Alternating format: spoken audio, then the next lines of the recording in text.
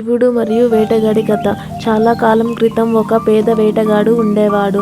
అతను తన కుటుంబాన్ని పోషించడానికి అడవిలో వేటకి వెళ్ళాడు. రోజంతా వేట చేసినా ఏం దొరకలేదు. సాయంత్రం అయ్యింది. చీకటి పడింది. అడవిలో మృగాల నుండి రక్షించుకునేందుకు అతను ఒక చెట్టెక్కాడు. ఆ చెట్టు బిల్వ వృక్షం. శివుడికి అత్యంత ప్రతికరమైన చెట్టు కాగా ఆ చెట్టు కింద ఒక శివలింగం ఉంది.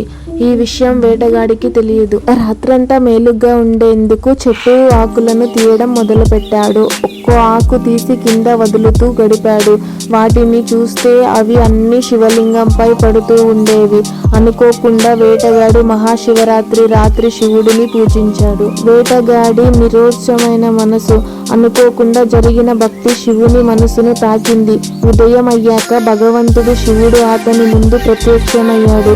శివుడు వేటగాడిని ఆశీర్వదించి అతని జీవితమంతా శాంతి, ఐశ్వర్యం మరియు జ్ఞానంతో నింపాడు. నీతి: శుద్ధమైన హృదయంతో చేసిన చిన్న పని కూడా భగవంతుని చేరవచ్చు. భక్తిలో ఉద్దేశం ముఖ్యమైంది, రీతులు కాదు.